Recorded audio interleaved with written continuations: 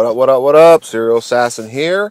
Hope everybody had a great weekend. I did not. And that's sort of the topic of my commentary today. Over the weekend, a young man's life was lost.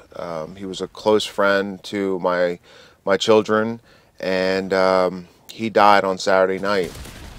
And it was a waste. And my thoughts and prayers go out to his family. I'm agnostic, but at this time, whatever powers that be, I hope they cast down and give some relief to this family, because they lost their 16-year-old son. And this is, I guess, a public service announcement. Kids these days just don't seem to think things through as much.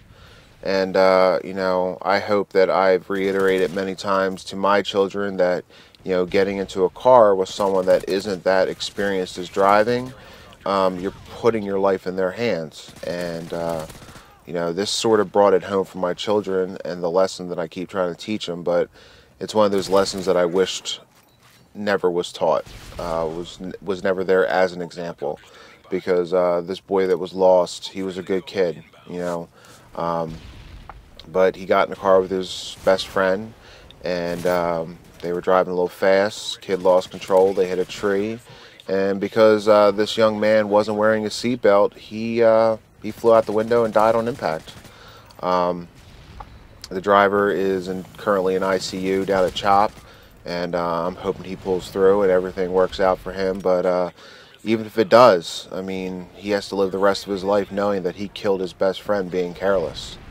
So, I know a lot of my subscribers out there are young men, and this is just to remind you guys that, getting behind the wheel, driving a little nutty and crazy because you think it's cool, doesn't always work out the best way. So, I also know this from personal experience, because when I was younger, I lost my youngest brother, same way. He got into a car. These three kids were like, they were roadies. They were all best friends, and they were drinking a little bit, and they called a buddy to drive them home.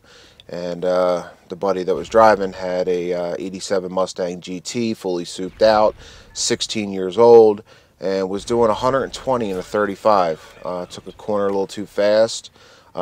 His back wheels went off the road a little bit. He lost control, and my little brother died instantly. He wasn't wearing his seatbelt. He flew right out the passenger side window and hit a tree at 100 plus miles per hour. His best friend that was sitting in the back flew out the back window and landed almost 50 yards away from the accident. That's how far he was flung, but he survived. And the driver walked away because he was wearing his seatbelt with a couple minor bruises to his chest. So this is just to everybody. Make sure you think. When you get in that car, I know it's not cool to say, yo, dude, you need to slow the fuck down. But at the same time, it ain't cool to die because you don't want to say anything. So, just be easy, all right? I don't want to see any other families go through this. I know my family went through it, and I know Austin's family's now going through it. So, that's pretty much it. And, just wanted to make sure everybody realized the severity of this. So, that's pretty much it. It's just, kids these days don't think. I mean, like my son I was talking about last week, he did something stupid, thought he could do something stupid.